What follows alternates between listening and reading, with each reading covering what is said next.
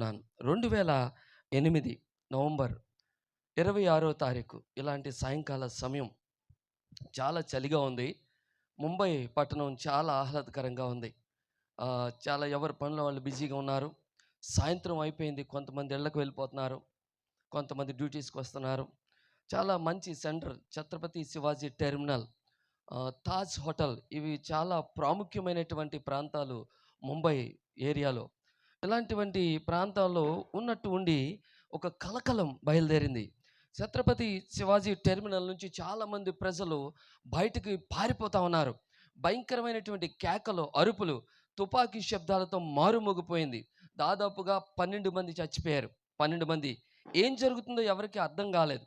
రాత్రంతా చాలా భయంగా గడిచింది. అది అక్కడితో ఆగిపోలేదు. దాని ఫాలోయింగ్ డే 27వ తారీఖు నవంబర్ నెల 2008 తాజ్ హోటల్లో ఒక తీవ్రవాది చొరబడ్డాడు అన్నటువంటి ఆ భయంకరమైనటువంటి విషయం ఆ ముంబై నగరాన్నే కాదు, భారతదేశాన్ని కుదిపేసింది. నిజంగా ఆయన ఆ తాజ్ హోటల్లోకి చొరబడ్డాడు, ఆగిపోలేదు. భయంకరమైన బీభత్సాన్ని సృష్టించాడు. 173 మందిని విచక్షణ లేకుండా కాల్చి పడేశాడు.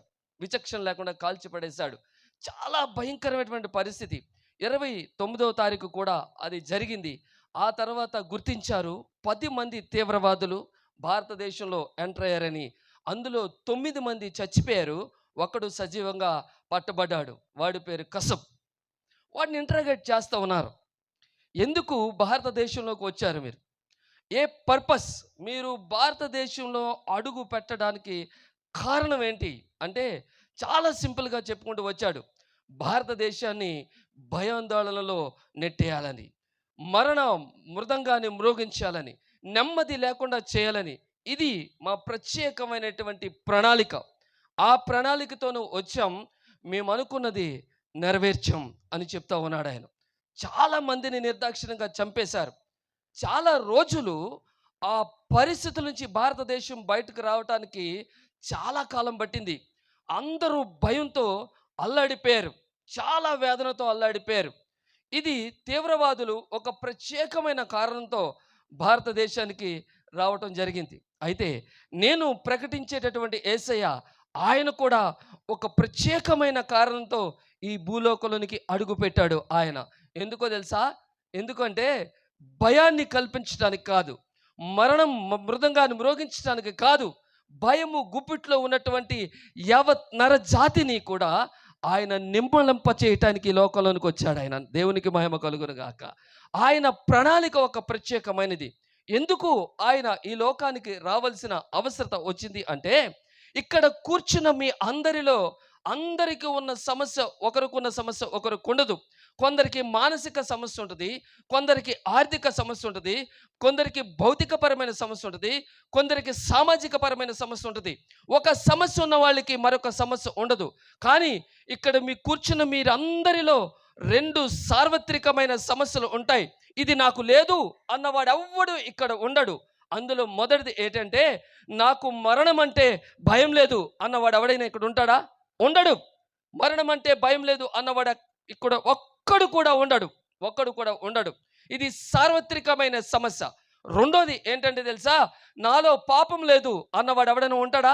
ఉండడు. సార్వత్రికంగా సామాజిక ఈ వ్యవస్థను అతలాకుతలం చేస్తున్నటువంటి ఈ 2 వ్యవస్థలని రూపుమాపడానికి వచ్చాడు నజరేయుడైన యేసుక్రీస్తు ప్రభువారు. ఆయనే చేయగలడిది. ఎందుకో తెలుసా? ఆయనకే సాధ్యం కాబట్టి.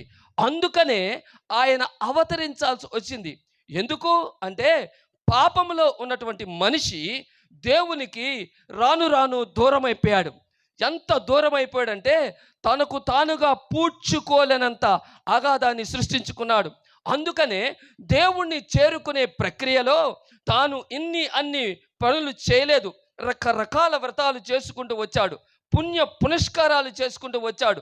రకరకాల ప్రయత్నాలలో మనిషి అలసిపోయాడు, ఆగిపోయాడు. అక్కడితో ఆగిపోయాడా? ఆగిపోలే.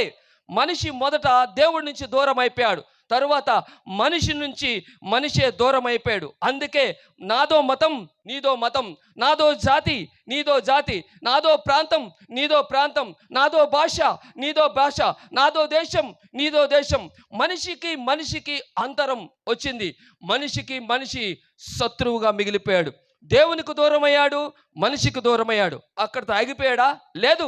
మనిషి ఆగకుండగా తన మనసుతో దూరం అయిపోయాడు, తన మనసుతో దూరం అయిపోయాడు.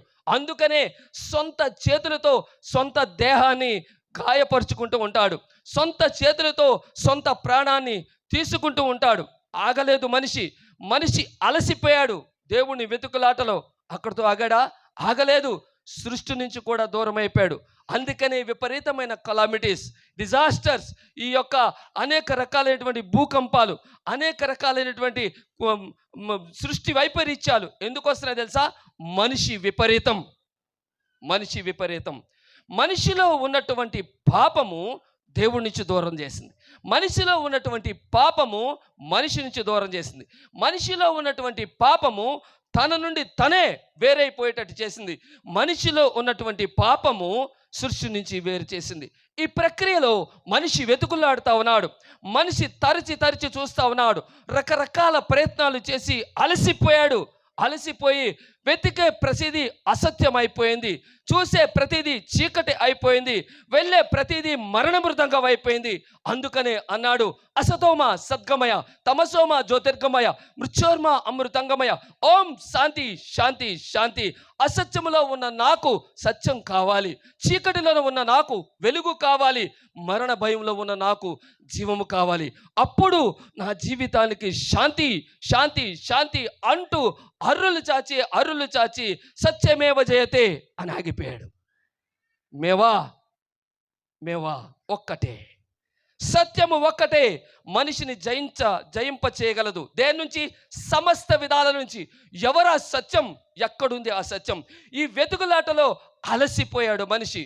అలసిపోయాడు. ఎందుకంటే పరిమితమైన నేను అపరిమితమైన దేవుణ్ణి కలుసుకోవడం నా వల్ల కాదు.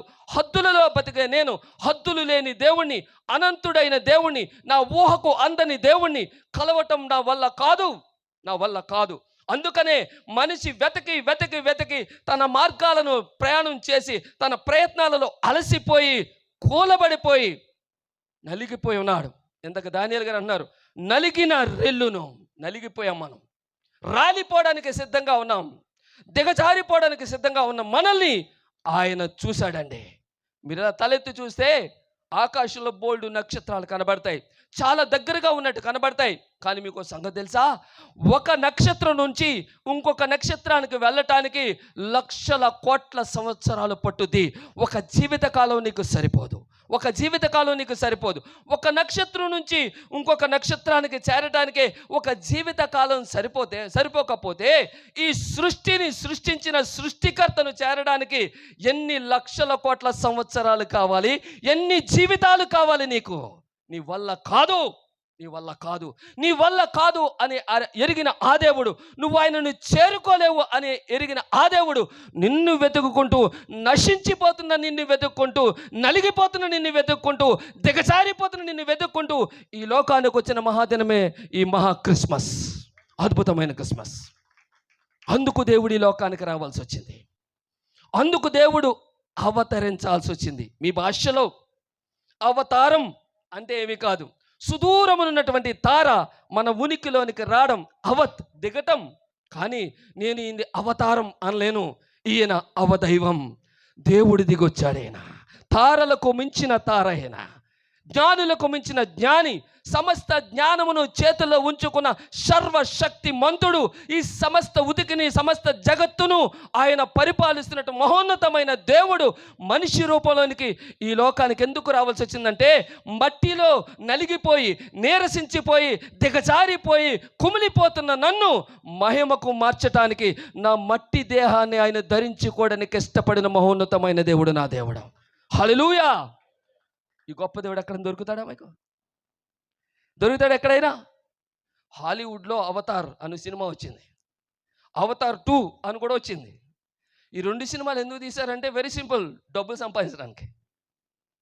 కానీ నా దేవుడు అవతరించింది డబ్బులు సంపాదించడానికి కాదు, నాలాంటి దరిద్రుడిని పైకి లేవనెత్తడానికి వచ్చాడు ఆయన. గొప్ప దేవుడు, మంచి దేవుడు. దాహం వేసే ప్రపంచంలో నీరు లేకపోతే అర్థం ఉండదు. ఆకలేసే ప్రపంచంలో ఆహారం లేకపోతే అర్థం ఉండదు. ప్రేమ కోసం తప్పించే ప్రపంచంలో తోడు లేకపోతే అర్థం ఉండదు. దేవుని దైవ చింతన కోసం ఎదురుచున్న దేశంలో దేవుడు అవతరించకపోతే అర్థం ఉండదు. కాబట్టి ఆయన అవతరించాల్సి వచ్చింది ఈ లోకంలోనికి. ఎందుకో తెలుసా? ఎందుకు చెప్తా ఉన్నారు మనోళ్ళు, మన కౌన్సిలర్ కూడా చాలా చక్కని మాటలు చెప్పుకుంటూ వచ్చారు.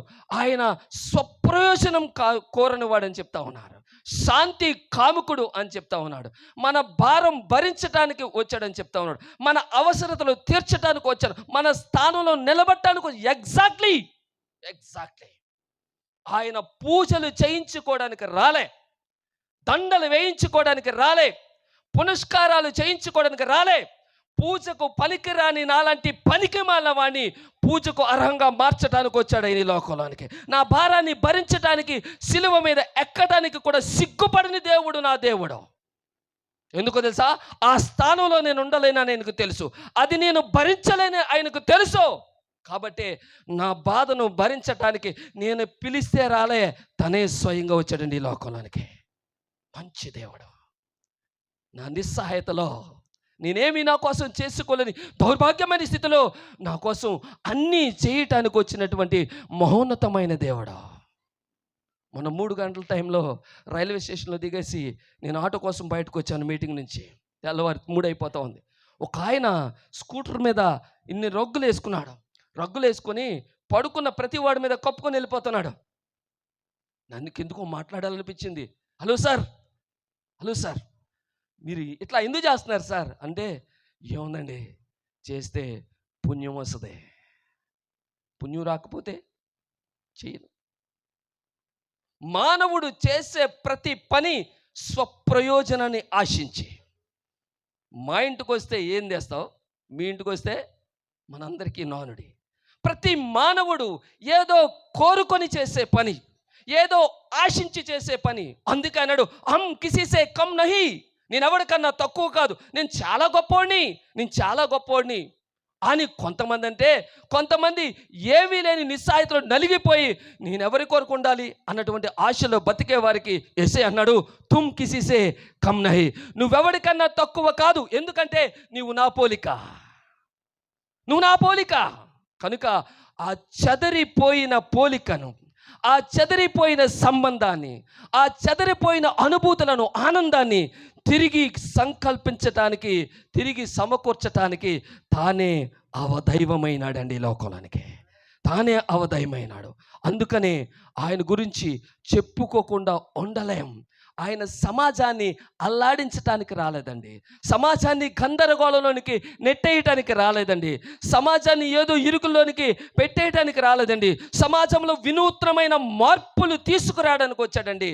దొంగలను, దౌర్భాగ్యులను, పనికిమాలిన తీవ్రవాదులను మార్చిన వాడు ఎవడైనా ఈ లోకంలో ఉన్నాడంటే నజరేయుడైన యేసుక్రీస్తు ప్రభువారని నిస్సందేహంగా చెప్పగలను నేను. ఎంతో మంది కరుడు కట్టిన హంతకులను దయాద్ర హృదయాలుగా మార్చినటువంటి మహోన్నతుడు, పతితులను సహితం పవిత్రులుగా మార్చినటువంటి మహోన్నతుడు. ఇది ఆయన ఒక్కడికే సాధ్యం. ఎందుకంటే ఆయన మాటలో జీవం ఉందండి, ఆయన మాటలో శక్తి ఉందండి. నువ్వు వింటే ఈరోజు నీ బతుకు కూడా అద్భుతంగా మారిపోద్దండి, నీ బ్రతుకు కూడా అద్భుతంగా మారిపోద్ది. దొంగలను దొరలుగా మార్చటానికి, స్వేచ్ఛాజీవులుగా చేయటానికి, బంధకాల నుంచి విమోచించటానికి. 1964 సంవత్సరంలో ఆంధ్రప్రదేశ్లో సెటిల్మెంట్ పురం అని ఒకటి ఉండేది. సెటిల్మెంట్ పురం. ఆ పురంలో అంటే ఆ వీధిలో లేదంటే ఆ ఊరిలో ఆ గ్రామంలో ఉన్న వాళ్ళందరూ దొంగలే, అందరూ దొంగలే. వాళ్ళు వృత్తి దొంగతనం. కనుక మదనపల్లి మీదుగా ఆ సెటిల్మెంట్ పురం వెళ్ళేవాళ్ళు సాయంత్రం 3 దాటితే ఆవిడ వెళ్ళేవాడు కాదు, అక్కడ ఎవరు వెళ్ళేవారు కాదు. భయం. ఊరిలో ఎక్కడ దొంగతనం జరిగినా వెళ్ళి ఇంట్లో నుంచి పట్టుకుని వెళ్ళిపోయేవారు. అలాంటి సెటిల్మెంట్ పురాన్ని అప్పట్లో మద్రాస్ ప్రావిన్స్, అంటే అప్పటికి ఇంకా రాష్ట్ర విభజన ఇంకా జరగలేదు. అది రాష్ట్ర విభజన జరగలేదు. ఆ టైంలో మద్రాస్ రాష్ట్రానికి స్టూవర్ట్ అనేటువంటి ఒక దొరగారు గవర్నర్గా ఉన్నారు. ఆయన భారతదేశంలో ఆంధ్రప్రదేశ్కి, ఒరిస్సా రాష్ట్రానికి, మద్రాసుకి ఒక్కడే గవర్నర్. ఆయన చూశాడు వీళ్ళని ఏదో చేయాలి, ఇలా విడిచిపెట్టకూడదని సాల్వేషన్ ఆర్మీ అన్నటువంటి ఒక గుంపును ఆ ఊరిలోకి పంపించాడు. వాళ్ళు వెళ్ళి దేవుని ప్రేమను చెప్పారు.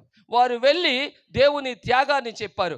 వాళ్ళు వెళ్ళి ఎందుకు అవదైవమైనాడు, ఎందుకు ఆయన కిందకు వచ్చాడు, ఆయన నమ్ముకుంటే మన జీవితాలకు ఒరిగేదేంటి అన్నటువంటి సుస్పష్టంగా వాళ్ళకు బోధించారు. చాలా అద్భుతంగా వివరించారు. ఆ మాటలు విన్న ఊరంతా కూడా తమ పాపపు క్రియలు వదిలేసి దేవుని నమ్ముకోవడం మొదలైంది. అది అయిపోయిన తర్వాత వాళ్ళందరూ కూడుకొని ఏమన్నారంటే, సార్ మా బతుకులకు ఎంత మంచి పని చేసుకొచ్చారు కదా, కనుక మా ఊరు పేరు మార్చేసుకుంటాం సార్. మా ఊరు పేరు సెటిల్మెంట్పురం కాదు సార్, స్టూవర్ట్పురం అని పెట్టుకున్నారు. స్టూవర్ట్పురం ఈ పేరు మీ అందరికీ తెలుసు. స్టూవర్ట్పురం అన్న దాని మీద సినిమా కూడా వచ్చింది. ఆ ప్రాంతం నుంచి వచ్చినటువంటి వారే స్టూవర్ట్పురం సుధాకర్ గారు, ఆ ప్రాంతం నుంచి వచ్చినటువంటి వారే స్టూవర్ట్పురం రాజారత్నం గారు. చాలామంది పాస్టర్స్ అక్కడి నుంచి బయటకు వచ్చారు. ఒకరోజు నేను ఆ స్టూవర్ట్పురం సుధాకర్ గారితో కూర్చొని మాట్లాడుతూ ఉన్నటువంటి ప్రక్రియలో ఒక అద్భుతమైన విషయం చెప్పాడు ఆయన నాకు. ఒకసారి అండి పోలీసులు వచ్చి మా ఊర్లో ఒక ఆయన్ని పట్టుకుని వెళ్ళిపోయారండి. పట్టుకుని వెళ్ళిపోయిన తర్వాత ఆయన్ని కూర్చోబెట్టి దొంగతనం ఎలా చేసావు చెప్పు, ఎలా చేసావు చెప్పు అంటుంటే, సార్ ఒకప్పుడు నేను దొంగనే సార్, ఒకప్పుడు నేను పనికిమాలోనే, ఒకప్పుడు నేను దరిద్రుడినే, తెల్లవారి చూస్తే రాత్రి నా ఇంటిలో ఉండాల్సిందే, అది ఎలాంటి వస్తువైనా, కానీ ఇప్పుడు నేను దొంగోడిని కాదు సార్, నేను దొంగతనం చేయలేదు. ఎందుకు? నైపుణ్యం లేక కాదు, సామర్థ్యం లేక కాదు, అన్నీ ఉన్నాయి, కానీ అప్పటిలాంటి మనసు నాకు లేదు సార్, అప్పట్లాంటి మనసు నాకు లేదు. మీకేమన్నా డౌట్ వస్తే ఒక అరగంట విడిచిపెట్టండి, అయ్యా ఆఫీసర్ గారు మీ ఆవిడ కట్టుకొని చీర తెచ్చేస్తాను అన్నాడంట. అంత గొప్పడురా నువ్వు అంటే, తెచ్చేస్తాను సార్ నిరూపించుకోవటానికి, నాకు టాలెంట్ ఉంది, నైపుణ్యం ఉంది, స్కిల్స్ ఉన్నాయి, వెళ్ళరా. నువ్వు చెప్పిన మాటను కానీ నెరవేర్చకపోతే నీ ఇంటి మొత్తాన్ని లాకప్లో వేసి జీవితంలో బయటకు రాకుండా చేసేస్తాను అన్నాడు. వీడు వెళ్ళాడు, 20 నిమిషాల్లో ఆవిడ కట్టుకొని చేపట్టుకొచ్చాడు. ఆఫీసర్ గారికి కలకలం బయలుదేరింది, వీడు చంపేశాడా, ఏం చేసాడు వీడు, ఆందోళన చెందుతూ ఉంటే, సార్ మీరు అంత కంగారు పడద్దు సార్, వెరీ సింపుల్ సార్, చెప్తాను వినండి. ఇది విన్న తర్వాత మీరు అలా చేయకండి, జస్ట్ వినడానికి చెప్తున్నాను అంతే. నేను మీ ఇంటికి వెళ్ళాను సార్, కిటికీ ఇలా తీసి చూశాను, అమ్మగారు మంచం మీద పండుకొని ఉన్నారు సార్, చాలా అలసిపోయినట్టున్నారు, నిద్రపోతున్నారు. బయటకు వచ్చాను సార్, మరి వెటనరీ మందుల షాప్ ఉంటుంది కదా, అక్కడికి వెళ్ళాను సార్. ఒక పెద్ద ఇంజక్షన్, గేదెలకేసి ఇంజక్షన్ ఉంటే ఒకటి తీసుకున్నాను సార్. తీసుకొని ఆ సిరంజి నిండా నీళ్ళు నింపాను సార్. ఇంటికి వచ్చాను, కిటికీ తీసాను, ఇంకా అమ్మగారు పడుకొని ఉన్నారు సార్. ఈ కిటికీలోంచి ఇలా నీళ్లు కొట్టాను సార్, సిరంజిలోంచి. ఇదంతా తడిచిపోయింది సార్ చీర అమ్మగారికి. ఇదేంటి ఇలా తడిచిపోయిందని చూసి ఆమె చీరిప్పి దండి మీద వేసింది సార్, పట్టుకొచ్చాను సార్ అన్నాడంట. ఇప్పుడు ఇక్కడ ₹1,00,00,000 పెట్టండి, దిమ్మలు బంగారం పెట్టండి, దాని వంక చూడను సార్. ఎందుకంటే ఒకప్పుడు సెటిల్మెంట్ పురానికి చెందిన వాడినే, దొంగల ఊరికి చెందిన వాడినే, కానీ ఇప్పుడు నేను నజరేయుడైన యేసుక్రీస్తు జీవితానికి చెందినవాడిని సార్ అన్నాడంట. ప్రభుత్వ పథకాలు మార్చాయా, చట్టం మార్చిందా, ఏం మార్చిందండి? నజరేయుడైన యేసయ్య మాట మార్చిందండి. అందుకొచ్చాడు ఈ లోకానికి ఆయన. కలకలాలు రేపడానికి రాలే, విభేదాలు పుట్టించడానికి రాలే. యెషయా అంటాడు, నలిగిన రెల్లును విరువడు. ఎస్, నలిగిపోయి వాడిపోయి దిగజారిపోతున్న దానిని నలిపేయటానికి రాలే, ఆదరించడానికి వచ్చాడండి ఆయన, హక్కును చేర్చుకోవడానికి వచ్చాడు. అందుకే ఆయన పేరే ఆదరణకర్త, ఆయన పేరే ఇమ్మాన్యుయేల్,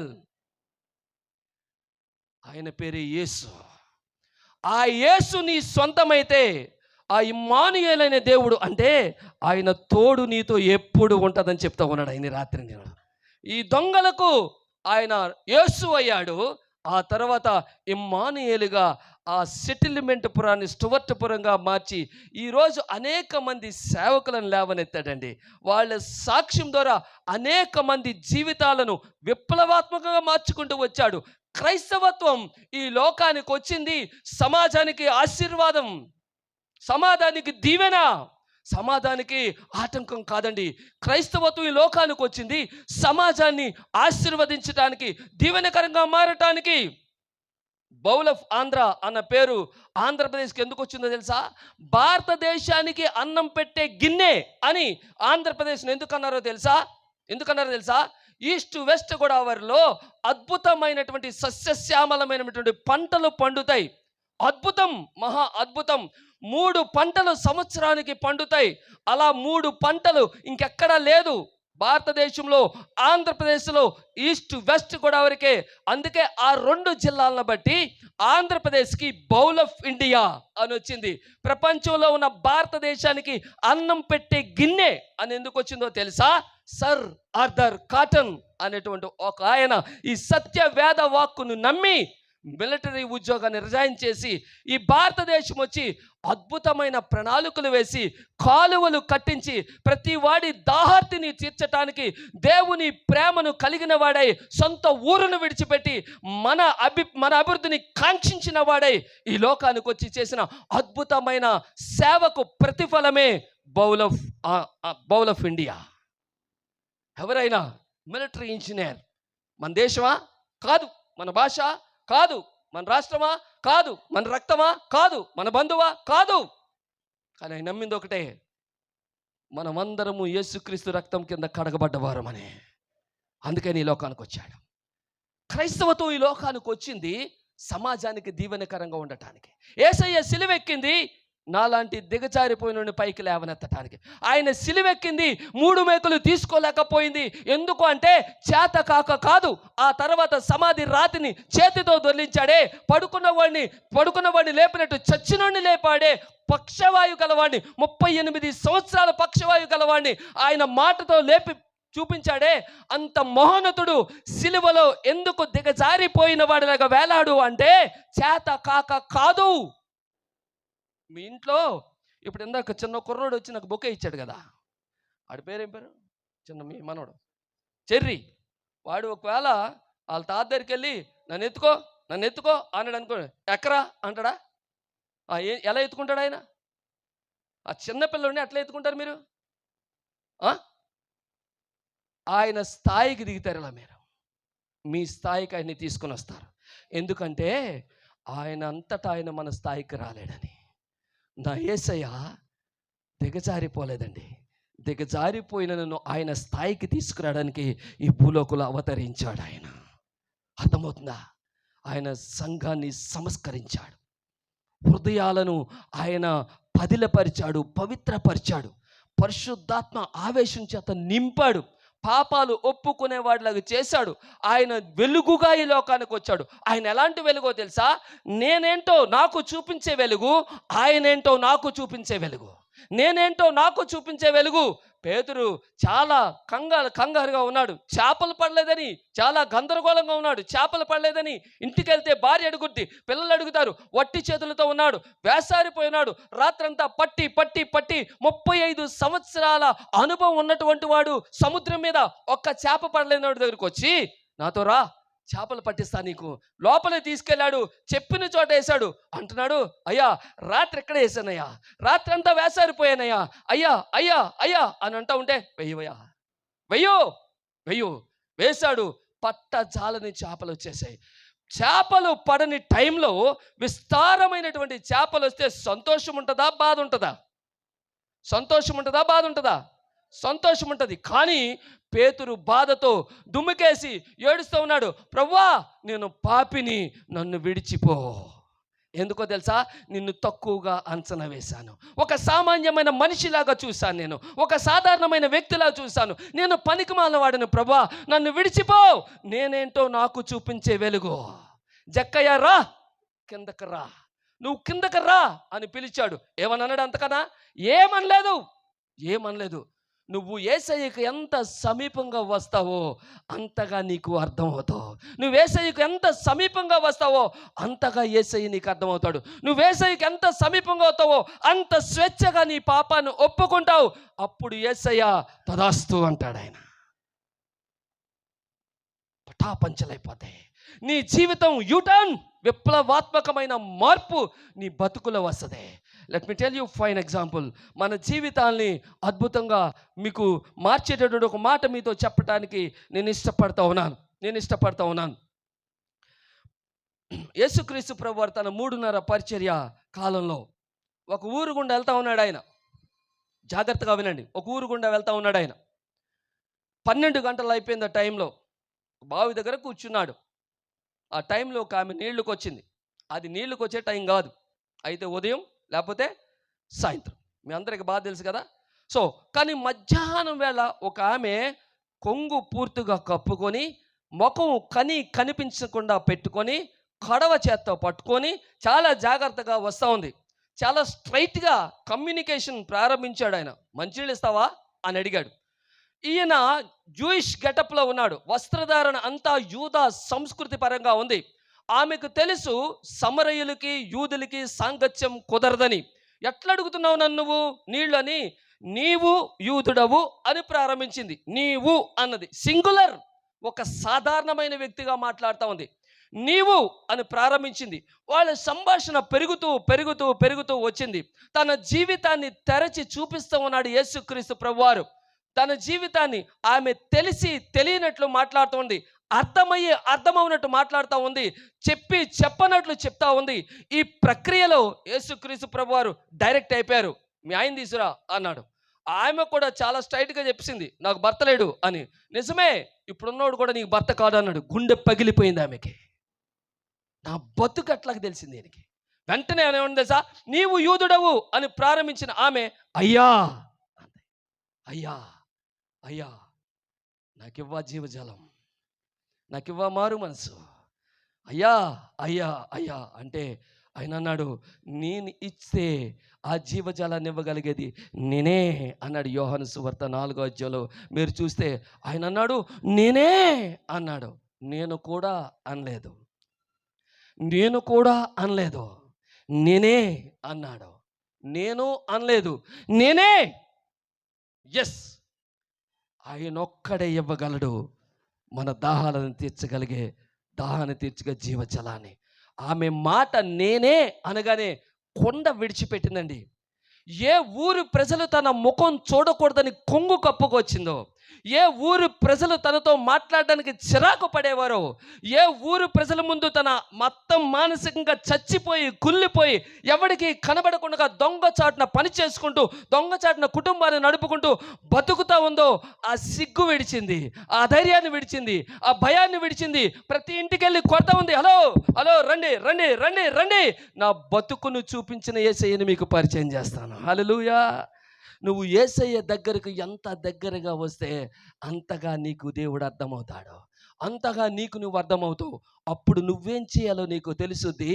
అప్పుడు దేవుని రక్షణ నీ గుండెలో పదిలమైపోతాయి. ఇంకెందుకు ఆలస్యం? గుండెలు మార్చేవాడు, దాహార్తిని తీర్చేవాడు, హక్కును చేర్చుకునేవాడు, ఆదరించేవాడు. ఇలాంటి యేసయ్య ఈ లోకానికి రావటానికి చాలామంది చాలా రకాల త్యాగాలు చేశారు. చాలామంది చాలా రకాల త్యాగాలు గుండా వెళ్ళటానికి ఇష్టపడ్డారు. అందులో మరియమ్మ మరువరాని త్యాగం చేసింది. యాజ్ ఎ క్రిస్టియన్స్ మనం ఏం చేస్తున్నాం? ఆమె త్యాగం మామూలుది కాదు. 15 సంవత్సరాల వయసు ఉంటుంది, అప్పుడే ప్రదానం చేయబడింది. మనకలా కాదు. ప్రదానం చేసి పెళ్లికి ముందు సంవత్సర కాలం వాళ్ళు ఎడబాటుగా ఉండాలి, ఒకరు ఎడబాసి ఉండాలి. లిటరల్గా చెప్పాలంటే మన భాషలో ఎక్స్ట్రా చేయకూడదు, వాళ్ళు హద్దులు దాటకూడదు. వాళ్ళు హద్దులు దాటితే యూదా సంస్కృతి కఠినమైన సంస్కృతి. నో డౌట్ రచ్చబండ దగ్గరకు తీసుకొని రాళ్ళు పెట్టి కొట్టి చంపేస్తారు. ఇంకే మాత్రం డౌట్ లేదు. మతానికి కొద్దిగా అటు ఇటు ఉంటే స్టెఫన్ ఎట్లా చంపేశారు, మతానికి కొంచెం అటు ఇటు ఉంటే ఆకాన్ని ఎట్లా కొట్టి చంపేశారు, ఈమెను కూడా అట్లా కొట్టి చంపేస్తారు. వాళ్ళ సంస్కృతి అది. ఈమంటుంది దోతొస్తే, అయ్యా దయాప్రాప్తురాలా నీకు శుభం, నీ గర్భాన దేశాన్ని ప్రపంచాన్ని యావత్ సృష్టిని రక్షించే రక్షకుడు రాబోతూ ఉన్నాడంటే ఇది ఎట్లా అంది. అంటే ఆయన రాలేడు అని కాదు, అది నా వల్ల కాదు అని కాదు. ఈ దరిద్రమైన సంస్కృతిలో ఉన్నాను కదా, ఇది నా సంస్కృతి, ఇది నా సమాజం ఒప్పుకోదే, నన్ను చావకొట్టడానికి ప్రయత్నిస్తదే, నన్ను అబాసుపాలు చేయడానికి ప్రయత్నిస్తదే, నన్ను విమర్శ చేయడానికి ప్రయత్నిస్తదే, నా బతుకుతో వాదులాడుతుంది, ఆటలాడుతుంది అని ఆమె మనసులో ఆందోళనతో, ఇది ఎట్లనయ్యా అంటే, అదేమో తెలియదమ్మా, పరిశుద్ధాత్ముడు నీ గర్భాన కోరుకున్నాడు, నిన్ను వాడుకోవడానికి ఇష్టపడుతున్నాడంటే, అట్లనా, నీ మాట చొప్పున ఈ దాసురాలకి జరుగును గాక. దాని అర్థం ఏమిటో తెలుసా? ఆయనే నన్ను వాడుకోవడానికి ఇష్టపడితే, ఆయనే నా గర్భం ద్వారా ఈ లోకంలోనికి రావడానికి ఇష్టపడితే, ఆ ప్రక్రియలో నన్ను తిడతారా, కొడతారా, అవమానిస్తారా, రాళ్ళ కొట్టి చంపేస్తారా, నో ప్రాబ్లం. వెల చెల్లించటానికి ఇష్టపడింది కాబట్టి యేసుక్రీస్తు ప్రభు ఈ లోకానికి వచ్చారు. క్రైస్తవులుగా ఎన్ని క్రిస్మస్లు అయ్యాయో మీకు? 1, 2, 10, 20, 25? నువ్వు చెల్లించిన వెలెంత? నువ్వు చెల్లించిన వెలెంత? దేవుడు అడిగితే ఏం చెప్తావు? ఎక్కడో ఎక్కడో వేల కిలోమీటర్ల దూరంలో ఉన్నాడండి ఒక ఆయన. భారతదేశం అంధకారంలో మగ్గిపోతుందని వేల కిలోమీటర్ల దూరంలో ఒక ఆయనకి గుండెలో మంటేసి భార్యను, 2 కొడుకుల్ని తీసుకొని షిప్ ఎక్కి భారతదేశం వచ్చేసాడు కలకత్తా నగరానికి. భార్య ఒప్పుకోలేదు, పిల్లలు ఒప్పుకోలేదు, బంధువులు ఒప్పుకోలేదు. చాలా భయంకరమైన ప్రాంతం అది. చాలా కంఫర్ట్లో ఉన్నాం ఇప్పుడు. ఎందుకంటే ఒప్పుకోలేదు. తీసుకొచ్చాడు ఆయన. వచ్చేటప్పుడే వాడలో అన్ని కొట్టి పడేశాడు. వట్టి చేతులతో కలకత్తా సముద్ర తీర ప్రాంతంలో దిగాడు ఆయన. పరిచర్య ప్రారంభించాడు. ఎవడో ప్రేమించలేదు. పరిచర్య ప్రారంభించాడు. ఎవడో ఆదరించలేదు. పరిచర్య ప్రారంభించాడు. ఎవడో సహాయం చేయలేదు. ఎవడి వైపు చూడలేదు. ఆయన వైపే చూస్తూ ఉన్నాడు. అయ్యా, నా కోసం రావటానికి నువ్వు సిలువెక్కటానికి కూడా వెనకాడలేదే, శరీరంలో ఏ భాగాన్ని దాచుకోలేదే, నన్ను విమోచించే ప్రక్రియలో నీ సమస్త శరీరము నలగగొట్టబడిందే, దున్నబడిందే. అలాగ నువ్వు నా కోసం ఎంత త్యాగాన్ని చేసి వెల చెల్లించావో, నీ కోసం కొత్తమైన చెల్లించనా అనుకుంటూ ప్రార్థన చేసుకుని పరిచర్య ప్రారంభించాడు. మొదటి కొడుకు చచ్చిపోయాడు. కొడుకు ఎవ్వడు రాలేదు సమాజంలో. తనే భుజం మీద వేసుకున్నాడు, పార తీసుకున్నాడు, బయటికి వెళ్ళాడు. బరియల్ గ్రౌండ్లో గొయ్యి తీసి కప్పెట్టి వస్తూ ఉంటే భార్య చూసి పిచ్చిదైపోయింది. ఏ దేశాన్ని అయితే ప్రేమించి వచ్చామో వారిలో ఒక్కడు కూడా నా బిడ్డను కప్పెట్టడానికి రాలేదని పిచ్చిదైపోయింది. భార్య పిచ్చిదైపోతే అన్నం తినిపించి, స్నానం చేయించి, సంకెళ్ళతో ఆమెను బంధించి వచ్చి బైబిల్ని 40 భాషల్లో తర్జుమా చేశాడండి ఆయన. 2వ బిడ్డ చచ్చిపోయాడు. భార్య చచ్చిపోయింది. పరిచర్య ఆగిపోలేదు. ఆఖరికి ఆయన చచ్చిపోయాడు. ఆయన ఈ లోకానికి వచ్చి అద్భుతమైనటువంటి సంస్కారాలు చేశాడు అండి. వితంతు వివాహాలను ఆయన ఎంతగా ఆపాడో, చిన్న పిల్లల వివాహాలను ఆయన ఎంతగా ఆపాడో, సతీ సహగమనాన్ని రూపుమాపాడు. ఈరోజు మీ తాతయ్య చచ్చిపోయినా మీ అమ్మమ్మ ఇంకా బతికుందా, మీ నాన్నమ్మ ఇంకా బతికుందా? అది విలియం కేరీ దయ. ఆడపిల్లలు చదువుకుంటున్నారా? అది విలియం కేరీ దయ. క్రైస్తవత్వం భారతదేశానికి మేలు చేయటానికే వెల చెల్లించడానికి వచ్చింది. క్రైస్తవులుగా వారు విడిచిపెట్టినటువంటి ఆ యొక్క సంస్కృతిని మనం కొనసాగించబద్దులమై ఉన్నాం. మనం చెయ్యకపోతే ఇంకెవడో చేయలేడు. ఆఖరి మాట నేను చెప్పి నేను ముగించడానికి ఇష్టపడతా ఉన్నాను. ఈ మాట కొంచెం ఇబ్బందికరంగా మీకు అనిపించవచ్చు. యేసయ్య ఈ లోకానికి రావడానికి కొంతమంది వెల చెల్లిస్తే కొంతమంది విసర్జించారు. హేరోదు దగ్గరికి జ్ఞానులు వచ్చారు. అయ్యా, రాజు పుట్టాడట అని అడిగారు. ఎక్కడ పుట్టాడు రాజు? ఎవరు చెప్పారు మీకు? చెప్పిందయ్యా సృష్టి చెప్తా ఉంది, శాస్త్రం చెప్తా ఉంది, సాక్ష్యం చెప్తా ఉంది. పుట్టాడయ్యా. అట్లనా? ఆగండి, శాస్త్రులను పిలిపించండి, ప్రధాన యాజకులను పిలిపించండి. ఏమయ్యా బిడ్డ పుట్టాడట, వాడు రాజట, ఎక్కడుంటాడు, ఎట్లుంటాడు అని అడిగితే గబగబా తీశారు. మీకా గ్రంథం గబగబా తీశారు. 5వ అధ్యాయం 2వ వచనం. అవునయ్యా, 500 సంవత్సరాలకు పూర్వమే ఒక వ్యక్తి ఇక్కడే పుడతాడని శాస్త్రం ఉందయ్యా, సాక్ష్యం ఉందయ్యా, అనుభవం ఉందయ్యా, అన్నీ ఉన్నాయి. అన్నీ ఉన్నా యేసయ్యను అంగీకరించటానికి హేరోదు ఇష్టపడలేదు. ఎందుకో తెలుసా? యేసయ్యను కానీ రాజుగా అంగీకరిస్తే తన చైర్ పోతుంది. యేసయ్యను రాజుగా అంగీకరిస్తే తనకు సలాం కొట్టినోడు ఉండడు. యేసయ్యను రాజుగా అంగీకరిస్తే తనకు గుర్తింపు ఉండదు, తనకు గౌరవం ఉండదు, తనకు రావాల్సిన సత్కారాలు ఉండవు. ఈ అన్నిటినీ వదులుకోవడానికి ఇష్టపడక యేసయ్యను వదులుకోవడానికి ఇష్టపడ్డాడు ఆయన. మనలో చాలా మంది అలాంటి వాళ్ళే. యేసయ్య దగ్గర రమ్మంటే అమ్మో చెడ్డ మాటలు మాట్లాడకూడదు, అమ్మో సీరియళ్ళు చూడకూడదు, అమ్మో బూతు పుస్తకాలు చదవకుండకూడదు, అమ్మో చెత్త మాటలు మాట్లాడకూడదు, అమ్మో అమ్మో అమ్మో అని అవన్నీ వదులుకోలేక సింపుల్గా యేసయ్యను వదులుకున్నటువంటి జీవితాలు మనమే. అర్థమవుతుందా? ఆయన పరములో స్థుతుల మధ్య వాసము చేసే అవకాశము కలిగిన వాడై ఉండి, ఫిలిప్పీయులకు రాసిన పత్రిక 2వ అధ్యాయం 5, 6, 7, 8 వచనాలు సమానంగా దేవుడితో ఉండే ఆధిక్యత ఉంది, అవకాశం ఉంది. వాటన్నిటినీ అంటే ఆమెకున్న విశిష్టమైన అధికారాలన్నీ వదులుకోవడానికి ఎందుకు ఇష్టపడ్డాడో తెలుసా? నా కోసం, నీ కోసం పరమని వదులుకొని వచ్చాడు ఆయన. నువ్వెందుకు ఇంకా ఆలోచిస్తున్నావు? Let me tell you one illustration, then I will sum up my message. ఈ ప్రపంచంలో హాస్పిటల్ ఉన్నది ఎందుకు అంటే, జబ్బుతో ఉన్నవాడు లోపలికి వచ్చి బాగుపడి బయటికి వెళ్ళాలని.